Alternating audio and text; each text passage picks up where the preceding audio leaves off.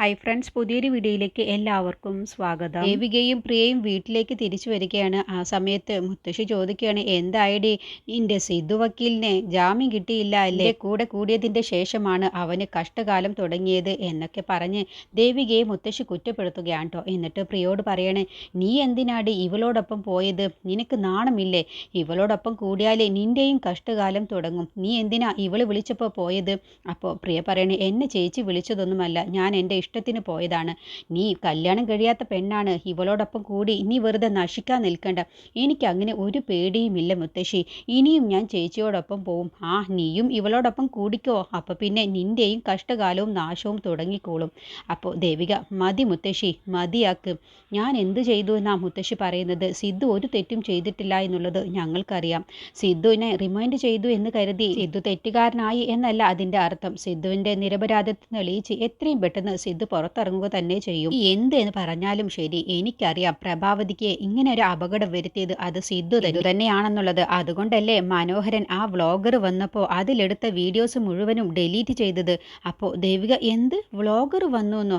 അതേടി, വ്ളോഗറോട് ശരത്ത് പറഞ്ഞു കൊടുത്ത വാക്കുകളൊക്കെ അത് വൈറലാവേണ്ടതായിരുന്നു, പക്ഷേ അതൊക്കെ മനോഹരൻ ഡിലീറ്റ് ചെയ്തില്ലേ? അപ്പോൾ ദേവിക പറയണേ, ഇനി എന്തിനാണാവോ വ്ളോഗർമാരൊക്കെ ഈ വീട്ടിൽ വന്ന് കയറി നിരങ്ങുന്നത്? എന്ത് കരുതിയടി ശരത്തിനെ കുറിച്ച്? ശരത്ത് ഇപ്പോൾ മഹാനാണ്, അവന് ഈ അടുത്തിടെ തന്നെ ഇനി ഒരു അവാർഡൊക്കെ കിട്ടും. അപ്പോൾ ദേവിക പറയണ, അവന് ഇനി അവാർഡ് കിട്ടാൻ പോകുന്നുണ്ട്, അത് വിലങ്ങായിരിക്കും. അവൻ അടുത്ത് തന്നെ ജയിലിലേക്കാണ് പോകാൻ പോകുന്നത്. അതിൻ്റെ മുന്നേ നീയൊക്കെ ജയിലിലേക്ക് പോവാതിരിക്കാൻ വേണ്ടി ശ്രദ്ധിച്ചോ എന്നും പറഞ്ഞ് മുത്തശ്ശി പോവുകയാണ് കേട്ടോ. അപ്പോൾ ദേവിക പ്രിയോട് പറയാണ്, ഒരു വ്യാജ വ്ളോഗർ ആയിരിക്കും, എന്തിനായിരിക്കും ഇവിടേക്ക് വന്നത്? അപ്പോഴത്തേക്കും മനോഹരൻ അത് കേട്ടുകൊണ്ട് വരികയാണ്. അവൻ കാശ് കൊടുത്ത് വരുത്തിച്ചതാണ്. കാശ് കൊടുത്തോ? എന്തിനായിരുന്നു അച്ഛാ അതിൽ? ആ വീഡിയോയിൽ എന്തായിരുന്നു? സിദ്ധുവിനെ കുറിച്ചുള്ളായിരുന്നു. ഞാൻ അവന് കാശ് കൊടുക്കുന്നതാണ് കണ്ടുകൊണ്ട് വന്നത്, അതുകൊണ്ട് കൈയോടെ പിടിച്ചു. എന്നിട്ട് ആ വീഡിയോ ഡിലീറ്റ് ചെയ്യുകയും ചെയ്തു. അപ്പോൾ ദേവിക പറയണ, അല്ല, എന്തിനായിരിക്കും ശരത്ത് ഇപ്പോഴും സിദ്ധുവിനെ ജയിലിലാക്കിയിട്ടും 14 ദിവസത്തേക്ക് റിമാൻഡ് ചെയ്തിട്ടും അവൻ വീണ്ടും സിദ്ധുവിനെ കുറ്റക്കാരനാക്കാൻ വേണ്ടി ഇങ്ങനെ ശ്രമിക്കുന്നത്? അവൻ എന്തിനാണ് സിദ്ധു തന്നെയാണ് തെറ്റു ചെയ്തത് എന്ന് വരുത്തി തീർക്കാൻ അവൻ ശ്രമിക്കുന്നത്? ഇതിനെന്തോ ഒരു കാരണമുണ്ടല്ലോ. അപ്പോൾ പ്രിയ പറയണ, അത് ശരിയാണ്, ഇതിനെന്തോ കാരണമുണ്ട്. അപ്പോൾ മനോഹരൻ പറയണ, ജാമ്യം കിട്ടി സിദ്ധു പുറത്തു വരുമെന്ന് അവന് തോന്നിയിട്ടുണ്ടാവും. അപ്പോൾ അതിൻ്റെ മുന്നേ നാറ്റിക്കാവുന്നിടത്തോളം നാറ്റിക്കാമെന്ന് കരുതിയിട്ടുണ്ടാവും. അതല്ല അച്ഛാ, അതല്ല അവൻ്റെ ഉദ്ദേശം. സിദ്ധുവാണ് ആ കാർ ഓടിച്ചത് എന്നല്ലേ വരുത്തിയിട്ടുള്ളത്. പക്ഷേ CCTVയിൽ അങ്ങനെ പതിഞ്ഞിട്ടുമുണ്ട്. പക്ഷേ സിദ്ധു അല്ല ഓടിച്ചത് എന്നുള്ളത് നമുക്ക് എല്ലാവർക്കും അറിയാം. പക്ഷേ സിദ്ധുവിൻ്റെ കാറ് മറ്റാരോ ഉപയോഗിച്ചിട്ടുണ്ട്. ആരാണെന്നുള്ളത് കണ്ടുപിടിക്കേണ്ടേ അച്ഛാ? ഭൂമിയിൽ സ്വന്തമെന്ന് പറയാൻ ശരത്തിന് അവൻ്റെ അമ്മ മാത്രമാണ് ഉണ്ടായിരുന്നത്. എൻ്റെ അമ്മ ഇപ്പോൾ മരിച്ചതിന് തുല്യമായിട്ടാണ് ജീവിക്കുന്നത്. എന്നിട്ടും അവന് അതിലല്ല ശ്രദ്ധയുള്ളത്, മറ്റു കാര്യങ്ങളിലാണ് അവന് ശ്രദ്ധയുള്ളത്. ഈ സമയത്തൊക്കെ ഏതൊരു മകനും പതറിപ്പോകേണ്ട നിമിഷങ്ങളാണ്. എന്നിട്ടും അവന് അതിലല്ല ശ്രദ്ധയുള്ളത്. അവന് സിദ്ധുവിനെ എല്ലാവർക്കും മുന്നിൽ നാണം കെടുത്തി താറടിച്ച് കാണിക്കണം എന്നുള്ളതാണ്. അവൻ ഇതിൻ്റെ യാഥാർത്ഥ്യം പുറത്തു വരരുത് എന്ന് അവൻ ആഗ്രഹിക്കുന്നുണ്ട്. അവൻ ആഗ്രഹിക്കുന്നുണ്ടെങ്കിൽ ഇതിൻ്റെ സത്യാവസ്ഥ എന്താണെന്നുള്ളത് അവൻ അറിയാവുന്നത് കൊണ്ടല്ലേ. സത്യം അവൻ തുറന്നു പറയണം. അതാണ് ഇനി ഞാൻ ചെയ്യാൻ പോകുന്നത്. അതിന് സത്യാവസ്ഥയെക്കുറിച്ച് അവൻ്റെ മനസ്സ് തുറന്ന് അവനെ കൊണ്ട് പറയിപ്പിക്കണം. അതാണ് അച്ഛാ ഞാൻ ഇനി ചെയ്യാൻ പോകുന്നത് എന്നൊക്കെ ദേവിക മനോഹരനോടും പ്രിയോടും പറയാണ്. പിന്നീട് ശരത്ത് ചന്ദ്രയുമായി നേരിട്ട് സംസാരിക്കുകയാണ്. അപ്പോൾ ചന്ദ്ര പറയണ, ശരത്തെ, എനിക്കൊരു ആവശ്യമുണ്ട്, എനിക്ക് പ്രേമേച്ചിയെ ഒന്ന് കാണണം. പ്രേമേച്ചിയെ കാണണമെന്നോ? അതെ, എനിക്ക് അവരെ ഒന്ന് കാണണം. അതൊന്നും പറ്റില്ല. അതെന്താ? പ്രേമേച്ചി ഇപ്പോൾ ജീവനോടെ ഇല്ല. അവർ ജീവനോടെയൊക്കെ ഉണ്ട്, അവർക്ക് എപ്പോഴും രക്ഷപ്പെടണം എന്നാണ് പറയൽ. അപ്പോൾ എനിക്കൊന്ന് അവരെ ഒന്ന് കാണും, അല്ലെങ്കിൽ ഫോണിലൊന്ന് വിളിച്ച് സംസാരിച്ച് തന്നാലും മതി. അതൊന്നും പറ്റില്ല. ഞാൻ തന്നെ അവരുടെ അടുത്തേക്ക് ചെല്ലുന്നത് രാത്രിയിലാണ്. ഇപ്പോൾ ചന്ദ്രയും കൊണ്ട് ഞാൻ അവിടേക്ക് ചെന്നാലേ അതൊക്കെ ആളുകൾ ശ്രദ്ധിക്കും. ഞാൻ രഹസ്യമായിട്ടാണ് ഞാൻ അയാളെ താമസിപ്പിച്ചിട്ടുള്ളത്. ഇനിയിപ്പോൾ ചന്ദ്രയ്ക്ക് കാണണമെന്ന് അത്രയ്ക്ക് നിർബന്ധമാണെങ്കിൽ എന്നോടൊപ്പം വാ, അല്ലെങ്കിൽ ഞാൻ കാണിച്ചു തരാം. എന്നിട്ട് പ്രേമേച്ചയും കൊണ്ട് പിന്നെ ചന്ദ്ര അങ്ങ് പോയിക്കൊള്ളണം. പിന്നെ ഞാൻ ഈ റിസ്ക് ഏറ്റെടുക്കില്ല. അത് കേട്ടപ്പോൾ ചന്ദ്ര, അത് പിന്നെ ശരത്, ഞാനൊന്ന് കാണുന്നതിൽ എന്ത് തെറ്റാണുള്ളത്? ഒരു തെറ്റുമില്ല. നിങ്ങൾക്ക് ഇങ്ങനെ കാണണമെന്നുണ്ടായിരുന്നെങ്കിൽ ആദ്യം തലക്കടിച്ച് പ്രേമേച്ചയെ വീഴ്ത്തുന്നതിൻ്റെ മുന്നേ ആലോചിക്കണമായിരുന്നു. എന്ത് വേണമെന്നുള്ളത് ഇപ്പോൾ തീരുമാനിക്കണം വക്കീലും. അത് കേട്ടപ്പോൾ ചന്ദ്ര പിന്നെ എനിക്ക് കാണണ്ട. എങ്കിൽ ഞാൻ പിന്നെ ഒരു ദിവസം എന്തായാലും പ്രേമേച്ചിയെ നിനക്ക് കാണിച്ചു തരാം. അതുവരെ നീ കാത്തിരിക്കും. അല്ലാതെ ഇപ്പോൾ എന്നോട് പറഞ്ഞാൽ, ഇപ്പോൾ എന്നോട് ആവശ്യപ്പെട്ടാൽ പിന്നെ പ്രേമേച്ചിയുടെ കാര്യം ചന്ദ്ര തന്നെ അങ്ങ് ഏറ്റെടുത്തോളണം എന്നങ്ങ് പറഞ്ഞതോടെ ചന്ദ്ര പിന്നെ വേണ്ട എന്നങ്ങ് പറയുകയാണ്. അപ്പോൾ ശരത്തിൻ്റെ മനസ്സിൽ പ്രേമയും മാത്രമല്ല അവിടെ പാർവതിയുമുണ്ട്. ഇവളെങ്ങാനും രണ്ടുപേരെയും കണ്ടാൽ അത് പ്രശ്നമാവും എന്നുള്ള ഉദ്ദേശത്തിലാണ് കേട്ടോ ശരത്ത് ചന്ദ്രയുടെ ഒരു ആവശ്യം വേണ്ടാന്ന് വെപ്പിക്കുന്നത്. എന്നിട്ട് ശരത്ത് പോവുകയാണ്. പിന്നീട് സിദ്ധുവിൻ്റെ അടുത്തേക്ക് വിഷ്ണു വരികയാണ്. എന്നിട്ട് പരിഹാസത്തോടു കൂടി സിദ്ധുവിനോട് സംസാരിക്കുകയാണ്. നീയും ഇവിടെ പ്രഗത്ഭനായ വക്കീലായ നീ ഇവിടേക്ക് വരുന്നത് അതിൽ എനിക്ക് വല്ലാത്ത ദുഃഖമുണ്ട്. ഇവിടേക്ക് ഈ സെൻട്രൽ ജയിലിലേക്ക് ആരും വരരുത് എന്നാണ് എൻ്റെ ആഗ്രഹം. കാരണം ഭൂമിയിൽ ഒരു നരകമുണ്ടെങ്കിൽ അത് ഇതാടാ.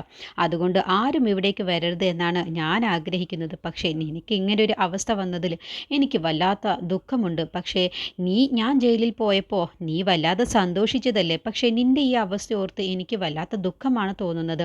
അപ്പോൾ സിദ്ധു പറയണേ, നീ പരിഹസിച്ചതാണെന്നുള്ളത് എനിക്ക് മനസ്സിലായി. നീ ഇപ്പം എന്നെ കണ്ടില്ലേ, ഇനി നിനക്കൊന്നും പറയാനില്ലെങ്കിൽ നിനക്ക് പോകാം. അല്ല, എനിക്ക് പറയാനുള്ളത് പറഞ്ഞിട്ടല്ലേ എനിക്ക് പോകാൻ കഴിയൂ. എന്നെ പുറത്തിറക്കാൻ ചന്ദ്രയെ കൊണ്ട് ഡിവോഴ്സ് പേപ്പറിൽ ഒപ്പിടിപ്പിച്ച നാറിയല്ലേടാ നീ.